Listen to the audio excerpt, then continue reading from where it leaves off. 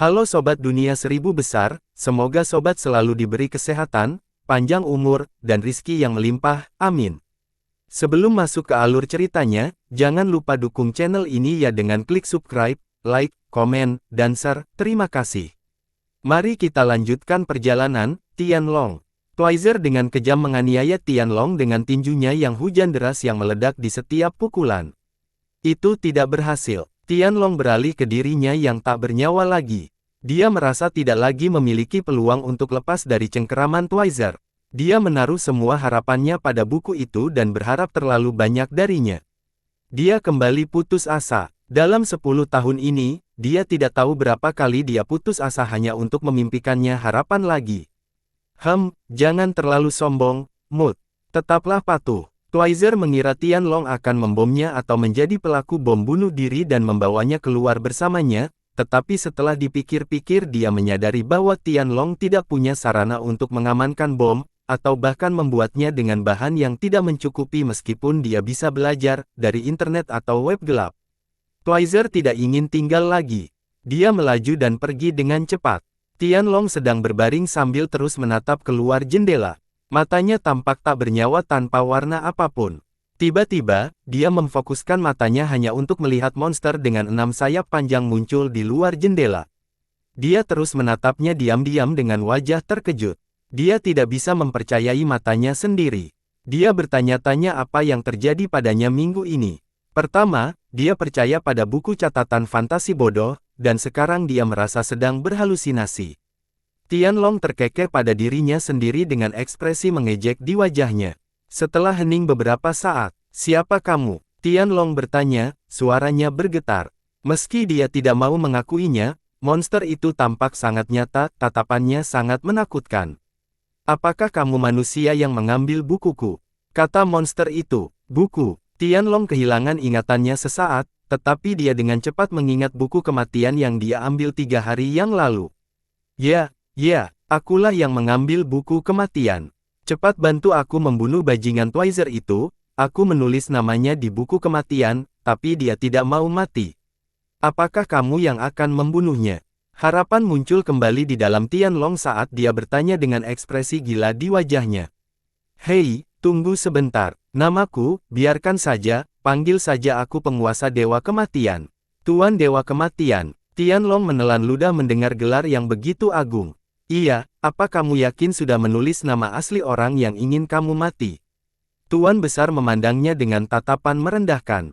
"Nama asli," Tianlong bergumam. "Itu nama palsunya." Tianlong tiba-tiba teringat saat Twizer memperkenalkan dirinya. Katanya orang-orang memanggilnya Twizer. Kenyataannya, Tianlong telah mengalami pelecehan yang dilakukan Twizer selama lebih dari 10 tahun. Dia tidak bersalah jika mengira Twizer adalah nama aslinya. Lagi pula, nama itu telah mengganggunya selama lebih dari 10 tahun. "Kalau begitu, bantu aku membunuhnya, Tuan." Tianlong meminta dengan niat membunuh yang bersinar di matanya. "Aku tidak bisa. Walaupun sekarang kamu adalah pemilik buku kematian ini, aku tidak akan membantumu membunuh seseorang. Jika kamu ingin membunuh orang itu, maka kamu harus mencari nama aslinya." "Bagaimana? Aku tidak tahu, dan dia juga tidak meninggalkan jejak apapun." Tianlong menjadi khawatir. "Nah, aku punya kesepakatan yang bisa membuatmu menemukan nama aslinya. Tapi untuk itu, kamu akan..." Kesepakatan. Tianlong tidak peduli selama dia bisa membunuhnya saat ini.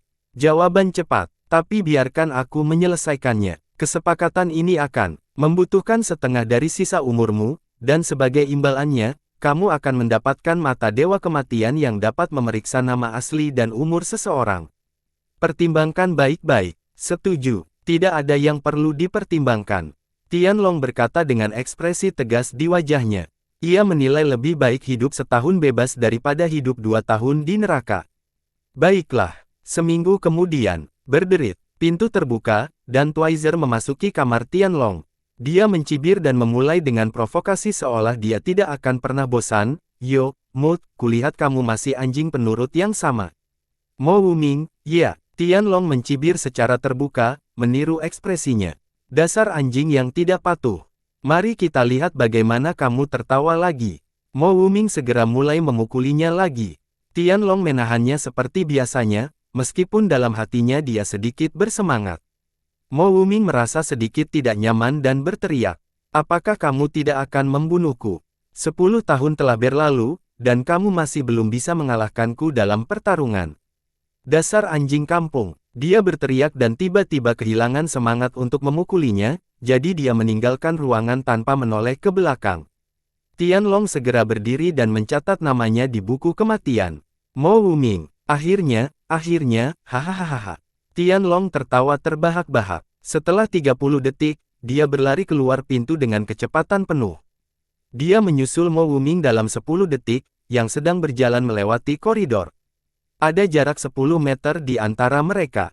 "Kamu, anjing, kamu berani keluar." Begitu Mo Wuming melihat Tianlong, dia perlahan mendekatinya, menyiapkan tinjunya. 5. Mood, buku apa yang ada di tanganmu itu? Mo Wuming sepertinya tidak ingat memberi Tianlong benda seperti ini. 4. Dia menunjukkan buku itu kepadanya.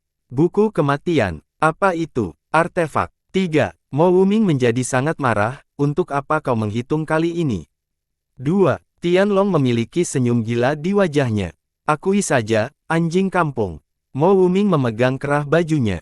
1. Mati, Bu. Mo Wuming segera memegangi dadanya. Dia menghasilkan ekspresi terkejut di wajahnya yang dipenuhi rasa sakit. Anda, Mo Wuming menunjuk ke arah Tianlong dan jatuh ke bahu Tianlong. Dia kehilangan nyawanya secara permanen.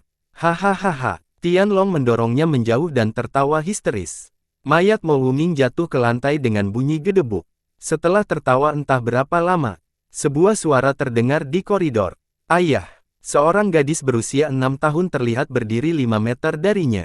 Dia mendekati mayat itu dan berdiri di sampingnya.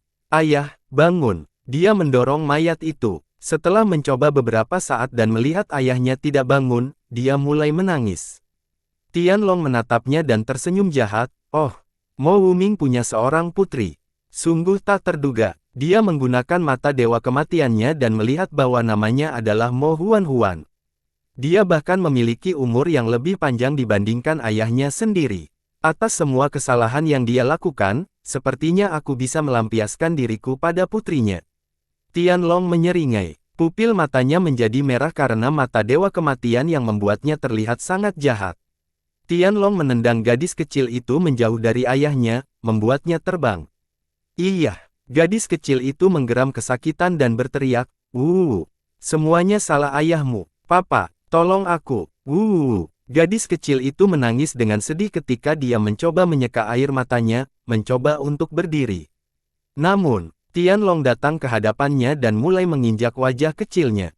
Gadis kecil itu menggunakan tangan mungilnya untuk menahan tendangannya, tapi tidak ada gunanya. Dia malah memutar tubuhnya dan mencoba merangkak kembali ke ayahnya sambil terisak, Papa, tahukah kamu berapa kali ayahmu menginjak-injakku? Tahukah kamu berapa kali ayahmu membuatku merangkak? Ini bahkan tidak sebanding dengan 1/10 dari apa yang ayahmu lakukan padaku. Tianlong membiarkannya merangkak kembali ke ayahnya sementara dia terus menendang sosok kecilnya.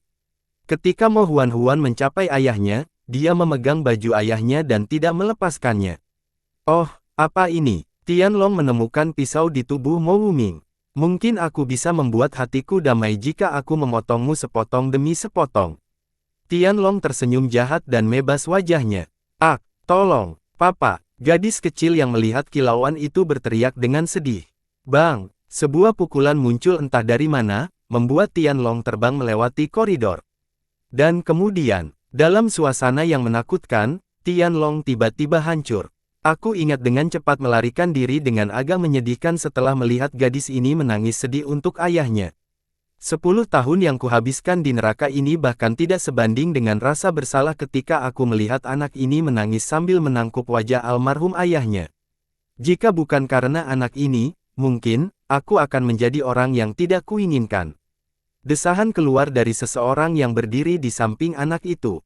Dia memiliki rambut pirang dan wajah yang menarik, meskipun dia terlihat seperti anak kecil.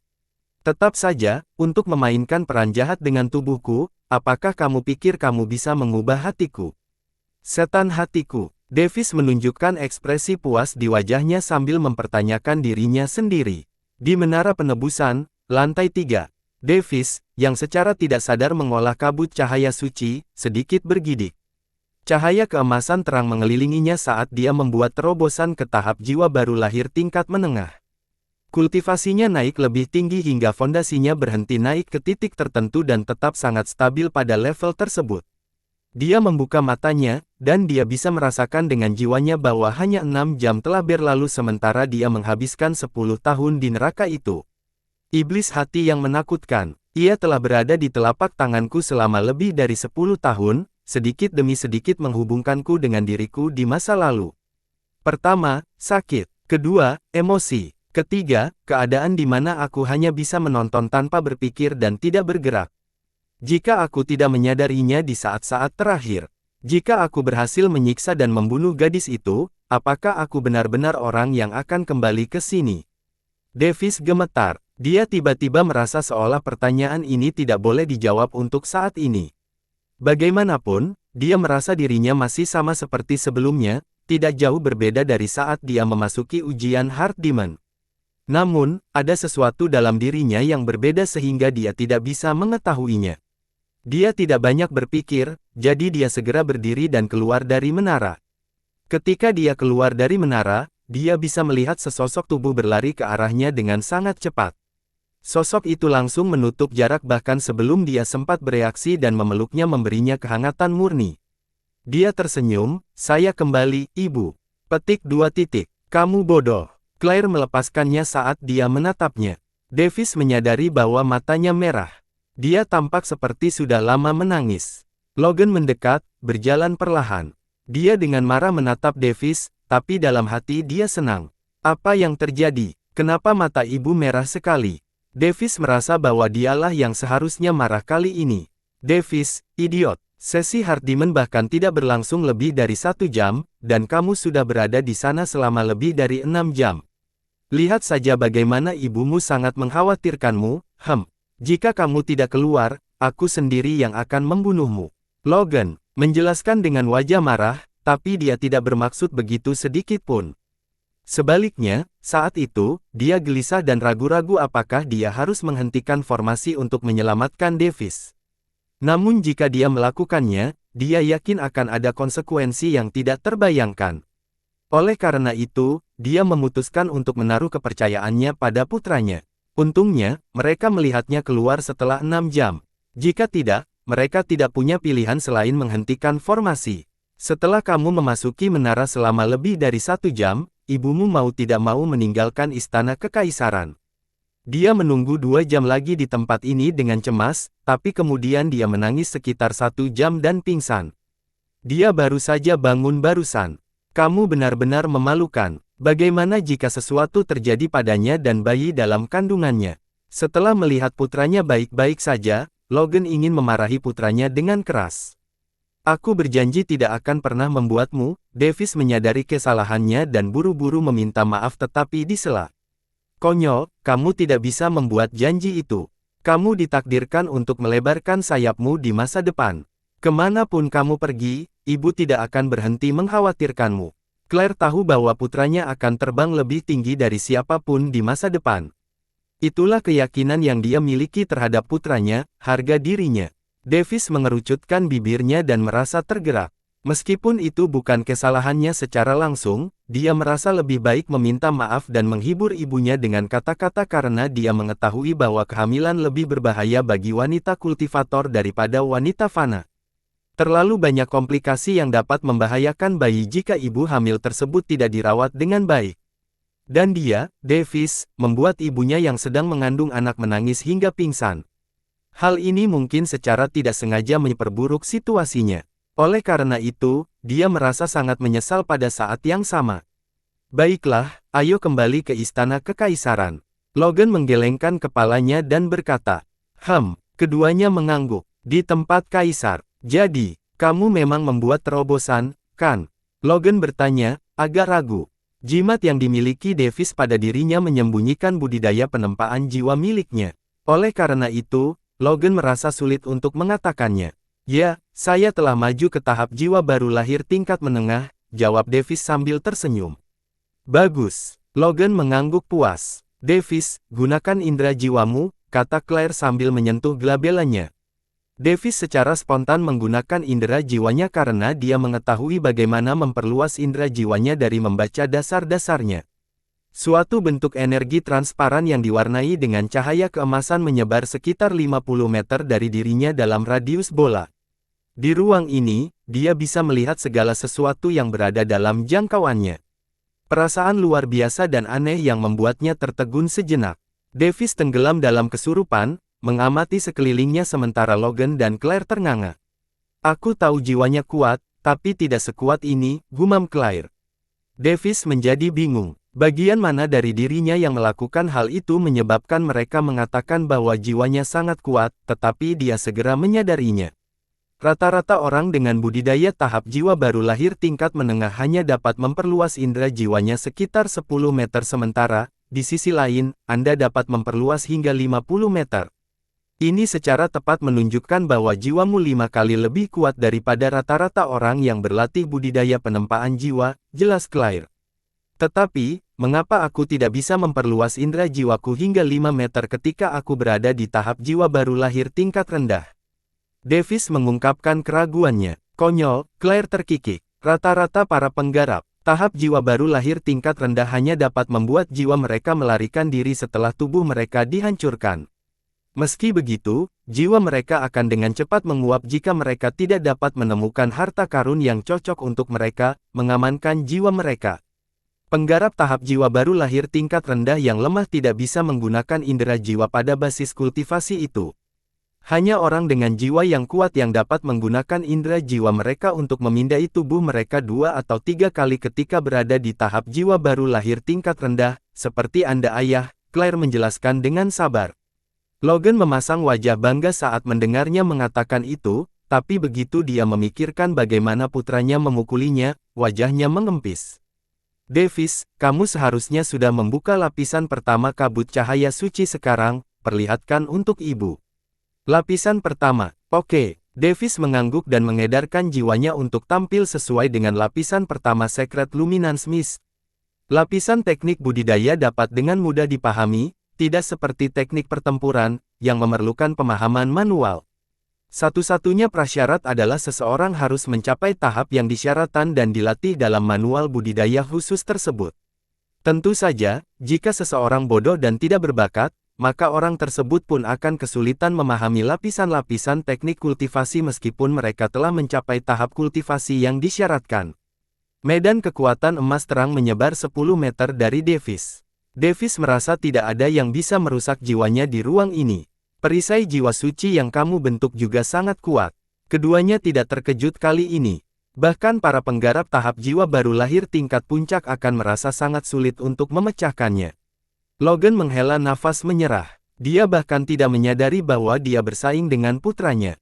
Itu dia. Davis mengharapkan lebih, seperti gerakan flamboyan yang mampu mengalahkan semua orang di sekitarnya. Uhuk-uhuk. Hah, jika ini adalah akhirnya, maka itu tidak akan ada bedanya dengan manual budidaya penempaan jiwa lainnya, yang memungkinkanmu untuk menggunakan perisai jiwa. Claire dengan percaya diri berkata dan menambahkan, coba kecilkan sampai kamu menutupi seluruh tubuhmu dengan itu. Davis menganggukkan kepalanya dan mencoba mengecilkan medan kekuatan emas. Medan kekuatan emas menyusut hingga hanya menutupi tubuhnya. Logan dan Claire melihat bagaimana jiwanya tidak hanya kuat tetapi juga murni. Ini, bukankah bahkan para penggarap tahap jiwa bayi pun akan kesulitan menghancurkan perisai jiwa suci miliknya?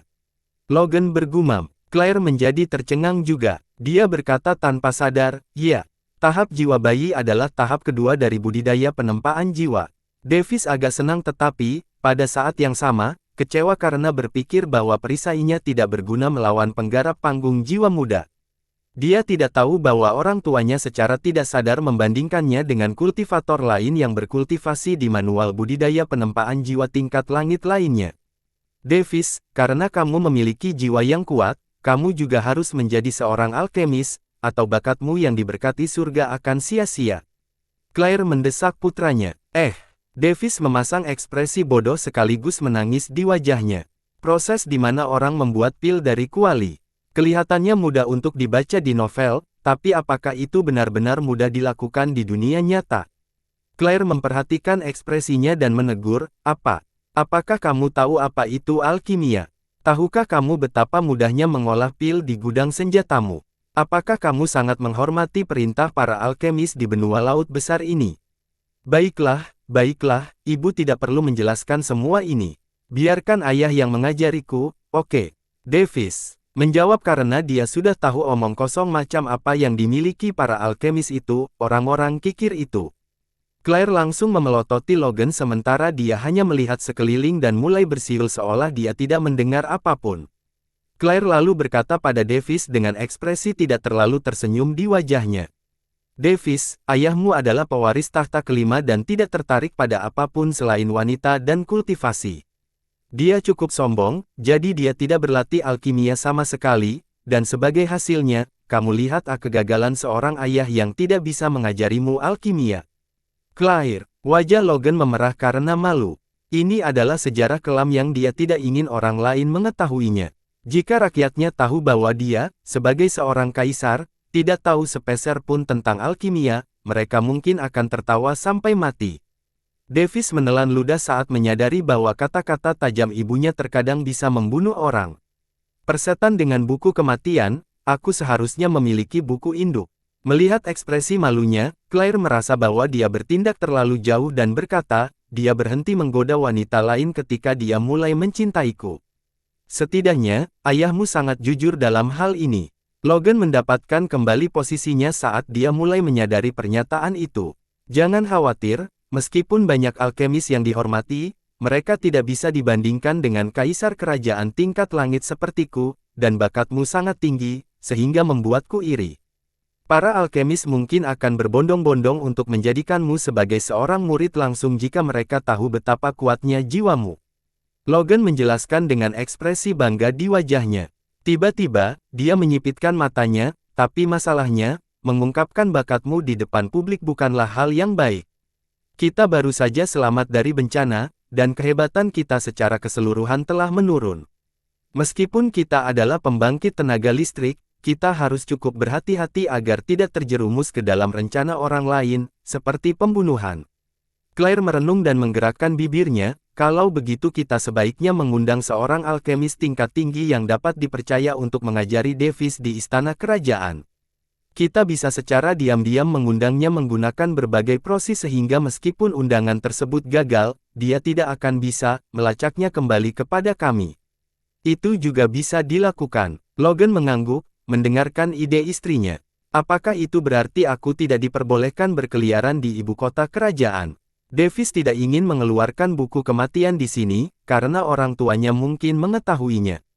Adapun mengapa dia tidak membawanya keluar di menara penebusan, dia pikir tempat itu juga diawasi. "Jelas sekali, kamu tidak akan bisa melangkah keluar istana kerajaan tanpa ayahmu atau aku yang menemanimu. Itu terlalu berbahaya." Claire mendengus. "Meskipun ibu kota kekaisaran adalah kampung halaman kita." Davis mengungkapkan keraguannya. "Di permukaan, ibu kota kekaisaran mungkin terlihat tenang, tapi banyak arus bawah berbahaya yang mengintai tanpa kita sadari." Logan berkata dengan ekspresi serius di wajahnya dan menambahkan, "Sejak pemberontakan, kami telah sangat lemah, yang membuat kerajaan lain mengirim mata-mata, pembunuh, dan yang lainnya. Tidak ada yang tahu kalau orang sembarangan dengan budidaya tersembunyi yang kuat, mungkin mendekatimu dari suatu tempat, hanya untuk membunuhmu dan mati sendiri." Davis menelan ludah, "Saya terlalu meremehkan dunia ini." Meskipun dia sudah tahu bahwa dia terus-menerus dilindungi, dia hanya berpikir itu adalah hal yang kerajaan. Selama bertahun-tahun, tidak ada upaya pembunuhan yang dilakukan. Oleh karena itu, dia menjadi agak santai dalam kehidupan ini meskipun dia pekerja keras. "Dan aku akan tetap tahu di mana kamu berada karena aku telah memberi tanda jiwa padamu." "Di mana?" Davis panik dan segera memeriksa jiwanya apakah ada entitas asing. Simbol seperti jimat emas cerah muncul dari jiwa Logan ke jiwa Davis. "Ini." Logan tersenyum puas sementara Claire tertawa. Davis tahu bahwa dia sedang berpura-pura bodoh saat ini. Dia memelototi ayahnya dan diam-diam bersumpah bahwa dia akan membalas dendam atas hal ini. "Davis, biarlah ibu juga menandaimu agar aku bisa segera bereaksi jika terjadi keadaan darurat." Claire dengan manis menggema. "Silakan, ibu." Davis hanya bisa menyerah. Seseorang telah menandainya. Oleh karena itu, keduanya tidak akan membuat perbedaan, dan jika dia mengatakan sebaliknya, meskipun mereka mungkin menarik kembali tanda jiwa mereka, mungkin juga mereka akan curiga padanya, yang tidak dia inginkan untuk saat ini atau kapanpun, masa depan. Hehe, konyol. Claire sangat senang karena Davis tidak memberikan batasan atau batasan apapun padanya. Dia juga memberinya harta pelindung tingkat langit tingkat rendah, dan itu berbentuk liontin. Ayah, sekarang saya ingin berlatih budidaya tempering tubuh. Davis dengan serius menyatakan, tidak, pertama, kamu harus menstabilkan budidaya penempaan jiwamu. Kultivasi penempaan jiwaku sudah stabil. Davis dengan cepat menjawab, maka kamu harus menunggu tubuhmu terbiasa dengan rasa sakit. Ayah, aku sudah terbiasa dengan rasa sakit, Davis menyeringai. Mata Logan bergerak-gerak, kalau terus begini, bukankah dia akan membuat lubang di langit dan naik dengan cepat? Dia menghela nafas, baiklah, izinkan saya memberi Anda tutor untuk budidaya tempering tubuh terlebih dahulu, Claire akan mengatur sumber daya yang Anda perlukan untuk mencapai terobosan. Maukah kamu mengajariku, ayah? Davis bertanya dengan tulus. Maaf, Davis, saya tidak punya waktu untuk semuanya. Logan menunjukkan ekspresi sulit di wajahnya. Saya mengerti, Davis tahu bahwa ayahnya, sebagai kaisar, pasti memiliki banyak pekerjaan yang harus dilakukan, jadi dia tidak membiarkan hal itu mengganggunya. Ayah, bagaimana dengan Esse? Saya tahu, setelah Anda menyelesaikan budidaya tubuh Anda, Claire akan mengurus budidaya pengumpulan esensi Anda. Logan jelas sudah muak dengan omong kosongnya. Berkultivasi begitu cepat, apakah putra mereka Davis akan berperang dengan surga? Atau haruskah aku menugaskanmu yang lain? Tidak, terima kasih. Davis sangat senang bisa bersama ibunya. Logan tertawa, haha, baiklah, aku semakin sibuk. Bawahanku akan cemas jika aku menghilang dalam waktu lama. Oleh karena itu, aku harus kembali. Kamu dan Claire harus istirahat hari ini. Jangan paksa Claire mengajarimu terlalu banyak sehari, biarkan dia istirahat lebih lama. Aku tahu ayah, saat itu, aku akan bersama Clara atau di perpustakaan kekaisaran, jadi tidak perlu khawatir. Aku akan menjaga ibuku. Logan dan Claire sama-sama tersenyum, puas dengan jawabannya. Logan lalu pergi, putri membawa Claire ke kamarnya. Davis tersenyum melihat tampilan mereka. Mungkin suatu hari nanti, mungkin aku juga akan menjadi putri menggendong seorang wanita yang menyukaiku. Dia menyeringai pada imajinasinya sendiri dan menuju ruang belajar. Fiuh, sepertinya aku bahkan tidak bisa menyelinap keluar dari istana kekaisaran. Kalau begitu aku harus menjadi lebih kuat lagi, agar ayah dan ibu cukup mengakuiku hingga membiarkanku keluar. Davis mengeluarkan api dari matanya. Dia mengerti bahwa dia baru berusia 5 tahun tetapi masih ingin menjelajahi dunia ini. Ya, setidaknya jalan-jalan tetangga untuk saat ini. Hari berikutnya, Davis pergi ke tempat pelatihan kekaisaran yang berada di istana kekaisaran. Hanya keturunan langsung kaisar yang diizinkan berlatih di lokasi tersebut.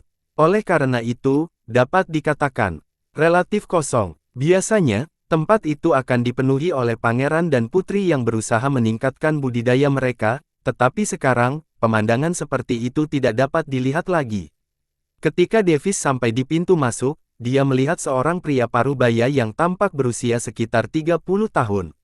Pria parubaya yang melihat ke samping, menoleh untuk melihat Davis mendekatinya.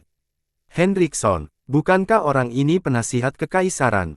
Dia guruku sekarang. Davis menggunakan mata dewa kematiannya untuk memeriksanya ketika dia menoleh ke samping sebelumnya, jadi dia tidak yakin apakah itu akan berhasil padanya, tapi itu berhasil. Selamat datang pangeran, saya Hendrickson, penasihat kekaisaran, dan juga bertindak sebagai penasihat militer pada saat perang. Mulai sekarang, saya akan menjadi guru Anda dalam budidaya tempering tubuh. Hendrickson membungkuk ringan dan memperkenalkan dirinya. Halo Tuan Hendrickson, saya akan menjaga Anda mulai sekarang. Davis bertingkah agak manis seolah-olah dia sangat senang memiliki dia sebagai tutornya. Oh, Yang Mulia, tolong hilangkan gelar kehormatannya, Hendrickson baik-baik saja. Hendrickson tidak berani bersikap sombong. Keluarga kekaisaran mungkin memiliki banyak plot dan skema ketika mereka memiliki terlalu banyak anggota, tapi dia yakin tidak ada hal seperti itu di keluarga kekaisaran kecil ini. Dia juga tahu bahwa mereka sangat protektif terhadap satu sama lain. Baik, Nona Henrikson. Davis sengaja membuat kesalahan sambil tersenyum manis. Haha, Henrikson tertawa lemah sambil menghela nafas. Tetap saja, mengapa Kaisar memintaku untuk melatih anak berusia 5 tahun, bukankah itu terlalu cepat? Meskipun saya menolak, Yang Mulia tidak akan menerima jawaban tidak.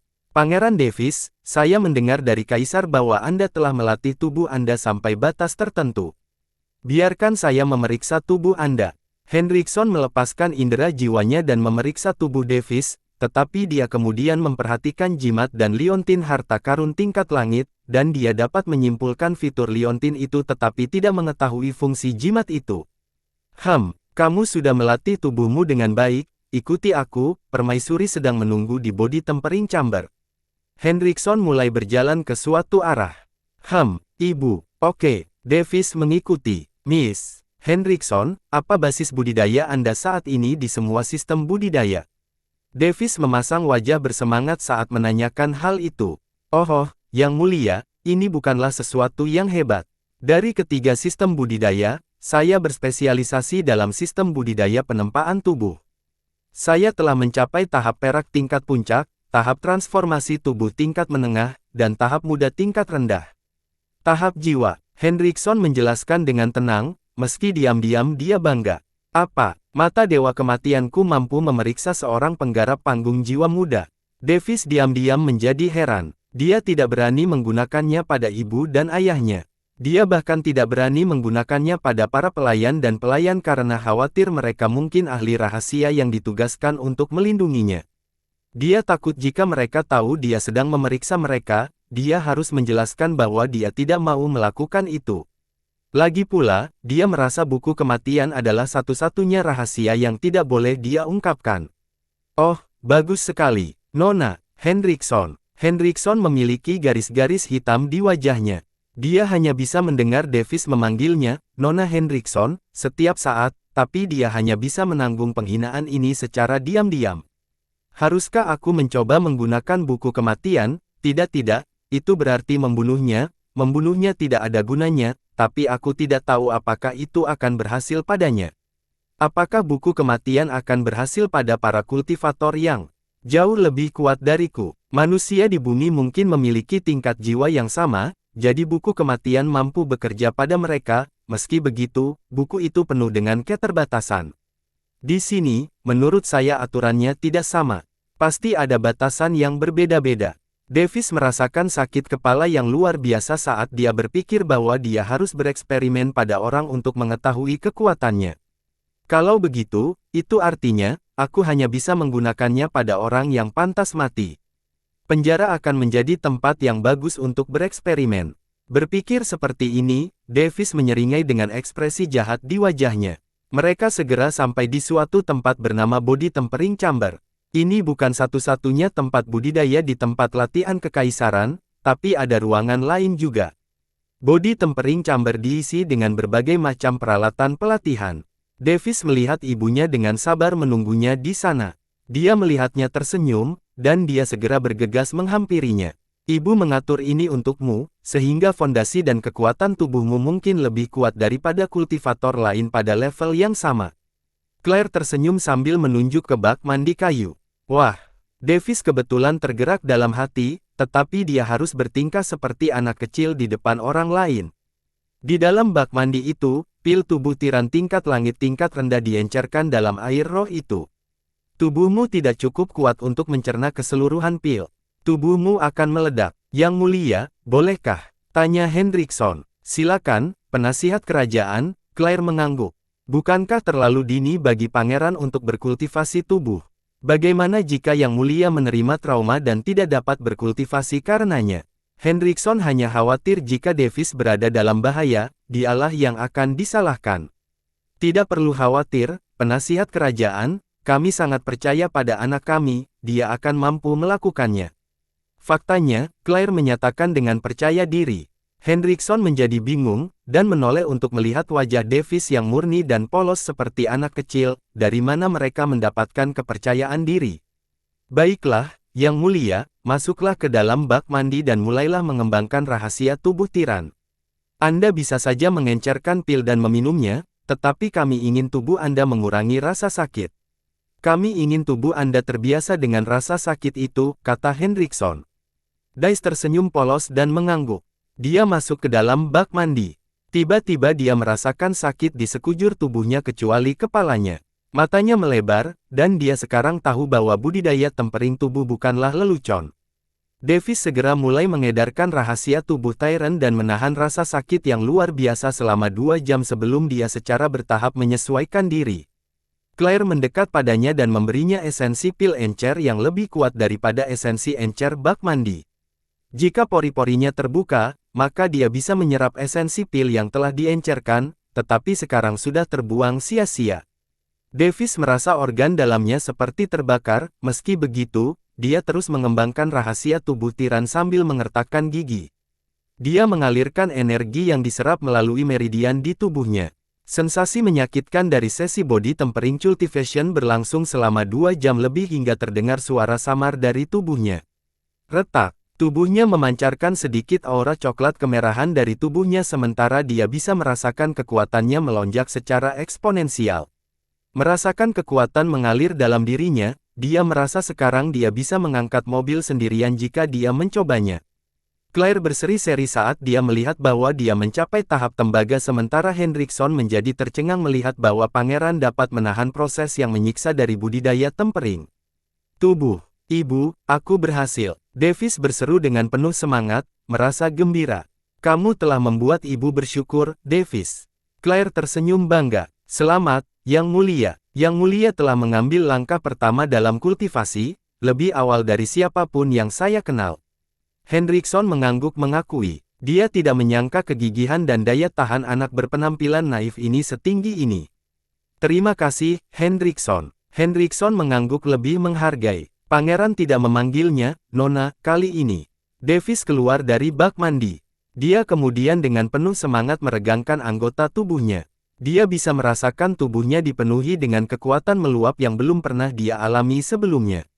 Komentar Hendrickson. Bagus, tidak seperti 2 sistem kultivasi lainnya di mana kamu mengumpulkan energi dan maju perlahan, berkultivasi dalam body tempering cultivation, kamu hanya memerlukan sumber daya dan tekad untuk maju, tetapi semakin lama semakin sulit. Dia menggelengkan kepalanya, menyesali bahwa dia masih merasa sulit untuk menembus tahap emas, tahap kelima dalam budidaya tempering tubuh. Davis, ada peralatan pengukur kekuatan di sana. Pukul saja, kata Claire. Davis pindah ke peralatan yang ditunjuk dan ditinju ibunya dengan normal. Bang, 532 kg. Davis kemudian mengepalkan tinjunya dan meninju dengan sekuat tenaga. Bang, 1021 kg. Wow, sialan, ini luar biasa sekali. Davis menjadi bersemangat dalam hati sambil melihat angka-angkanya. Davis, lakukan teknik lapisan pertama rahasia tubuh Tyrant. Claire tersenyum sambil menantikan penampilannya. Davis mengangguk saat dia mulai mengumpulkan kekuatan di tangan kanannya, aura coklat kemerahan tiba-tiba menutupi lengan kanannya, dan dia meninju ke depan dengan sekuat tenaga. 5164 kg. Bagus. Dengan penguatan aura kejam, Yang Mulia bahkan bisa menyaingi kultivator tahap perunggu tingkat rendah dalam hal kekuatan. Bagi mereka yang berkultivasi dalam panduan budidaya tubuh tingkat bumi, Yang Mulia bisa menyaingi kultivator tahap tembaga tingkat tinggi dalam hal kekuatan. Komentar Hendrickson. Tahap tembaga merupakan tahap pertama dalam budidaya tempering tubuh, sedangkan tahap perunggu merupakan tahap kedua dalam budidaya tempering tubuh. Ada 4 tingkatan yang memisahkan mereka, dari tingkat rendah hingga tingkat puncak. Tetapi, jika saya menghadapi seorang kultivator tahap tembaga tingkat rendah yang berkultivasi dalam manual budidaya tempering tubuh tingkat langit, bukankah kita akan berimbang? Ya, tapi itu juga tergantung pada manual yang dikembangkan orang lain karena bahkan manual tingkat langit pun memiliki level. Tentu saja, itu termasuk kecakapan bertarung seseorang juga, tambah Hendrickson. Davis menghela nafas, berpikir, sepertinya aku hanya kuat dalam budidaya penempaan jiwa. Tetapi saat kamu mencapai tahap emas secara bertahap, kamu akan mengembangkan fisik tirani yang bahkan meningkatkan kekuatan dan pertahananmu 2 kali lipat. Pada saat itu, tidak ada seorang pun di panggung yang sama yang akan menjadi lawanmu. Itu sebabnya dinamakan Tyrant. Hendrickson dengan bangga menyatakan, tidak bisakah aku mencapai Tyrant fisik sekarang? Davis bertanya penasaran dengan ekspresi bingung di wajahnya. Kekaisaran Loret tidak memiliki sumber daya seperti itu, ya, sebelumnya, tetapi untuk saat ini, buah tiran mistik tidak ada di manapun. Saya akan memberi tahu ayah kekaisaran yang mulia, Kaisar jika kita bisa menemukannya di masa depan. Mata Davis bersinar terang, sepertinya aku masih memiliki harapan untuk menjadi lebih kuat lagi. Baiklah, Yang Mulia hanya perlu berkultivasi seperti ini sampai Anda mencapai tingkat puncak. Jika Anda menemui jalan buntu di depan kemacetan apapun, Anda dapat mengunjungi saya. Di ruangan ini di pagi hari. Di lain waktu, saya tidak akan melakukannya tersedia. Hendrickson memberitahu. Oke, Davis mengangguk. Davis, ayo pergi. Claire menggendong Davis. Mereka berdua lalu pergi. Claire sedikit menyeringai melihat bagaimana dia bertingkah seperti anak kecil dari awal sampai akhir. Dia menggelengkan kepalanya, merasa agak terhibur. Di tempat permaisuri, saudara laki-laki, seorang bayi perempuan melompat kegirangan dalam buayannya. Bayi itu berusia hampir 1,5 tahun dan tinggi 76 cm. Wajahnya tetap tembem dan sangat imut sementara mata ungu imutnya bersinar secara mistis dengan kesan misterius. Rambut pirang pendeknya yang halus dan halus mengalir ke lehernya. Clara, kakakmu ada di sini. Davis buru-buru berlari ke arahnya, mencubit pipinya dan menggelitik lehernya. Haha, tidak. Haha, Clara terkikik manis. Davis mengangkatnya dan memeluknya. Dia kemudian menoleh ke Claire. Ibu, aku minta maaf, aku seharusnya tidak membawa sial. Davis sangat menyesal saat ini. Tidak apa-apa, setidaknya itu hal yang bagus. Claire menghela nafas dengan lembut. Clara memiliki sepasang mata yang unik sejak lahir. Setahun setelah kelahirannya, mereka baru-baru ini menemukan bahwa matanya bersinar. Mereka bertiga panik, dan kemudian ketika mereka meneliti dan mendiskusikannya, mereka menjadi tenang. Rupanya, Clara sepertinya memiliki sesuatu yang istimewa yang disebut mata kebenaran transenden. Mata kebenaran transenden adalah konstitusi yang unik. Orang yang memilikinya bisa melihat kebohongan dan tipu daya, dan jika Clara berhasil menyempurnakan kekuatan itu, maka tidak ada yang bisa berbohong di hadapannya. Satu-satunya masalah bagi kami saat ini adalah matanya bersinar secara acak. Dia masih bayi, jadi dia tidak mungkin bisa mengendalikannya. Claire hanya bisa khawatir. Semua akan baik-baik saja, Ibu. Ketika dia besar nanti, dia seharusnya bisa mengendalikannya. Lagi pula, catatan yang kamu baca di perpustakaan kekaisaran menyebutkan bahwa mereka yang memiliki mata kebenaran transenden adalah penguasa yang terlahir secara alami. Davis menyatakan dengan percaya diri. Kamu benar. Claire mengangguk, tapi wajahnya menunjukkan sebaliknya. Mungkin begitulah nasib seorang ibu yang penuh perhatian. Ibu boleh istirahat hari ini, saya akan mulai mengolah budidaya pengumpulan esensi besok. Jika kamu berkata begitu, dia tersenyum, berpikir meskipun dia membujuknya untuk tidak melakukannya, dia tidak mau mendengarkan. Tetapi sebagai gantinya, Anda harus memberi tahu saya tentang harta karun itu. Anda mengatakan bahwa kami memilikinya di perbendaharaan kami, tanya Davis bersemangat karena namanya sendiri tampak mengesankan. Baiklah, Claire tidak bisa menahan tawa. Putranya tampaknya sangat tertarik pada harta karun dan sejenisnya. Yah, siapa yang tidak? Claire menggelengkan kepalanya. Petir kepunahan jatuh ditangkap oleh kaisar kita sebelumnya kakek dari pihak ayahmu. Dia sendirian melakukan perjalanan dan menangkapnya dari pegunungan petir jatuh yang sangat jauh dari kekaisaran kita. Namun selama pertempuran, sayangnya, dia meremehkan petir kepunahan jatuh, jadi dia terluka parah, tapi dia masih berhasil menangkap elemental petir tingkat langit. Jadi, kakekku, kaisar sebelumnya, meninggal karena luka-luka.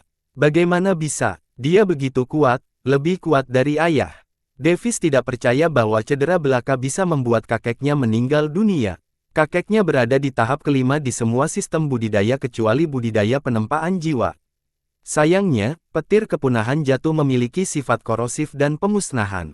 Dia menyerah pada luka korosif yang ditinggalkan oleh petir kepunahan jatuh di tubuhnya. Claire menghela nafas. Karena kakek pergi untuk menangkapnya, maka dia seharusnya mengetahui sifat-sifat di balik petir kepunahan yang jatuh. Saya tidak percaya bahwa seorang kaisar yang memerintah kekaisaran selama beberapa dekade tidak menyelidikinya sebelumnya. Davis menggelengkan kepalanya, berpikir ada sesuatu yang tidak masuk akal. Claire menghela napas lagi, sepertinya memang begitu, tapi informasinya sudah ketinggalan zaman. Awalnya dia pergi untuk menangkap petir kepunahan senyap tingkat bumi tingkat puncak untuk putra pangeran pertama, tapi saat dia tiba di sana, petir itu sudah hilang, sudah berevolusi menjadi petir kepunahan jatuh tingkat langit. Semuanya sia-sia. Dia menggelengkan kepalanya dengan sedih, tapi emosi yang rumit melintas di matanya. Sebagian karena itu, aku bisa tinggal di sini tanpa masalah. Bersambung.